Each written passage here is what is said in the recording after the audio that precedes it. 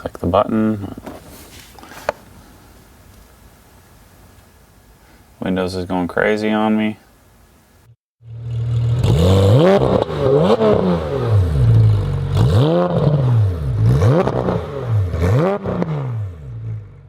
Okay, so yesterday, Sunday, today's Monday morning, my sonic cabinets are coming, so we're doing this quickly.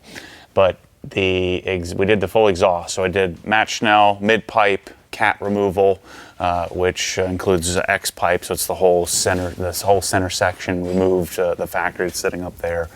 And then we're doing Eisenman Sport, which, I don't know, man. There's a little rasp to it. Hopefully it'll break in a little bit. I hope this doesn't turn into a 15 different exhaust situation. I thought I had this figured out from having an M3 in the past. But what we need to do now, in order to make sure I don't get CEL light, which I haven't gotten the check engine yet, and I've driven probably 20 miles of the exhaust, but I hadn't, we have to tune it so that we don't get that light. And if we're going to tune it, we might as well get some additional horsepower out of it. So I was looking at a BPM Sport, I was looking at the Alpine, Alpine CSS, the ESS tune, and I chose to do ESS for a couple of reasons. They've been at it the longest with this car, and then secondly, if I did supercharge it, I'd probably do an ESS. I mean, there's a chance I'd do a Harup, but I'd probably do ESS, so it just made sense to me. Those guys have a proven track record. It's a pretty simple tune for this car. And so what we have the OBD2 connection that they send, a little USB drive. So we already installed the software, and now we're going to connect to the car. I think we need to make sure we have the 240E latest base software for the car, and then we'll load the tune, and I'll show you what that looks like here. So let's get rolling. So what we're going to do to start today, and hopefully we'll get the software back, but what we're going to do is we need to grab the stock file from the car, and then we need to send it to ESS with what I want. And so we're going to send it to them and talk about, I'm going to raise the rev limit to 8,600. We're going to remove the cold start. We'll remove the speed limiter. What else can we do? We'll tell them, obviously, the modifications that we have that we're catless. And so then they'll send back the file, and depending on what software is in the car already and whether or not we need to go and add the additional 240E, the latest software for the E92. So I'm going to put the cable in. I think what I'm supposed to do is put the key in, turn ignition, and then I'm going to open up the software. Next.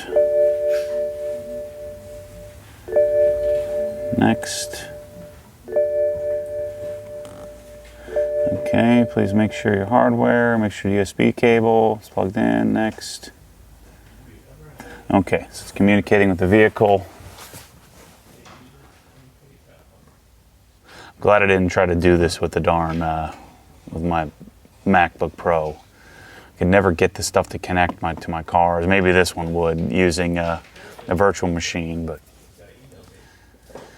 we'll see how this runs. I mean, you're supposed to hook the car up to a battery charger and everything, but. Okay, so we got DME serial number 4476, VIN 4476. Okay, so that's good. I click next. Sure you want a code? Yes. And then, all right, now the directions tell me, click the next. Now that you're going to do initial read, click ECU memory button. So I'm going to go here, get read ECU memory. We want full program and calibration data. Okay. So we're going to save it to the desktop here. And the file name is that. We'll leave the file name whatever it defaulted. Click save, and now it's going to read. So we'll see if I need to run home and grab my battery charger, depending on how long this takes. It's going to take up to 40 minutes. So hopefully our battery's good. So we'll let that sit here and run and read. All right, so we have our file successfully read. So now we'll send this to, I don't know which one it is, but we'll look it up here, and I'll send it to ESS, and we'll see what we get back. Okay, so if we close program, we can power off the car and disconnect. Good. All right, so I'm going to go send this file now to ESS, and we'll see what we get back. Okay, it's day 2, actually technically day 3. We sent the file from the file from the car to ESS. ESS then sent us, it was about 5 p.m., 4:30 p.m., something like that, on the first day.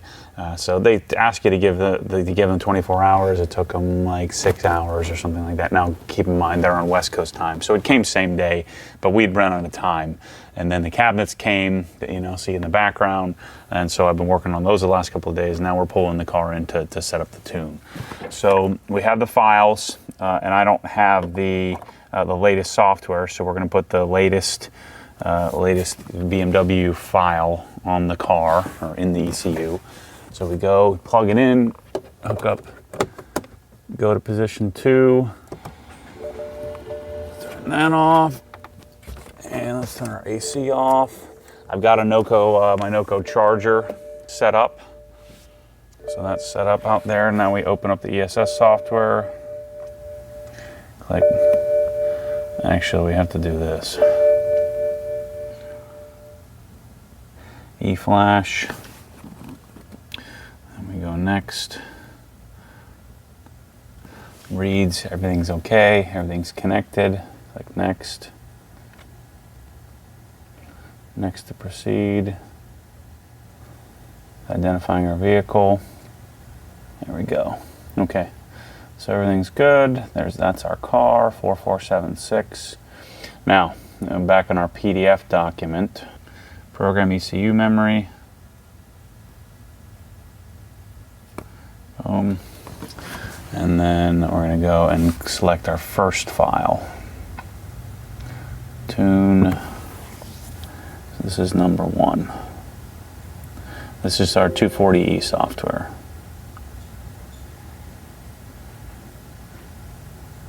Yes. Okay, so this is going to go rewrite the software, give us the latest BMW software tune. After that, then we'll go load the software. So this will take a little bit of time. This is why we have the battery charger set up, because this could take a little while. So we'll come back to you in a few minutes. Okay, ignition is off.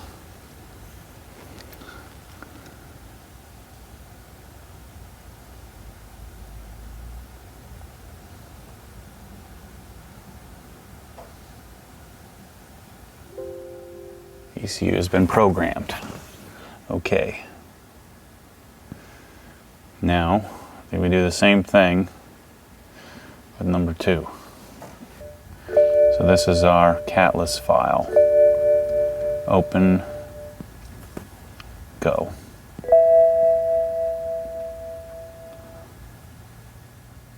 Okay, so we'll set there. We'll let that run, and then we should be all programmed. Now, if you haven't watched the exhaust video, I'm going to be yanking the midsection off of this car and putting the Dynamic Racing in.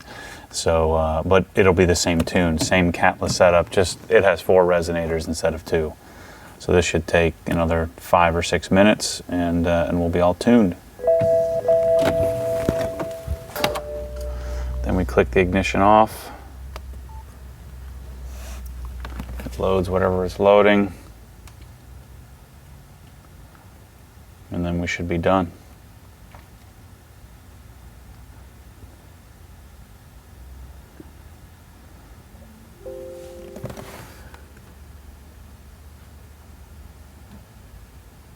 Come on. Enter. We'll close this if we can get the mouse to catch up here, doing some crazy stuff.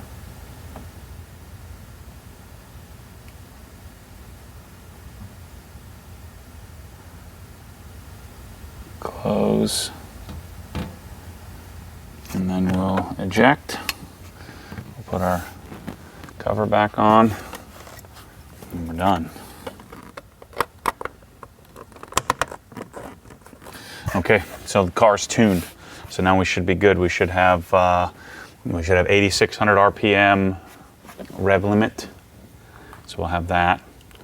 We should have no more cold start, or no more rough cold start. We'll have no more governor, so not that I'm ever going to go above the 155 miles an hour anyway. And then we'll have the check engine light removed, and then of course optimize air fuel and all that stuff for a catless system, and we're done.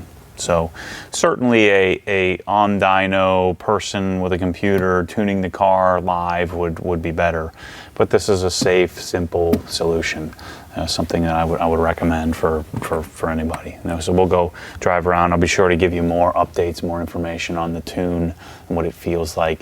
On these cars, it's not life-changing. The main purpose of doing this is to make sure we don't get a check engine light, and our air fuel and our so it drives better.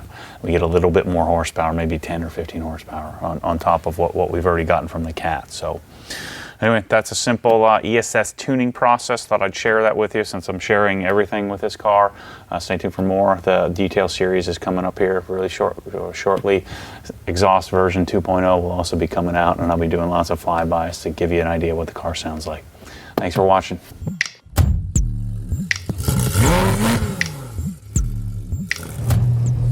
What happens when the force pulls you back, your foot naturally comes off the gas. You have to keep your foot to the floor, to the floor.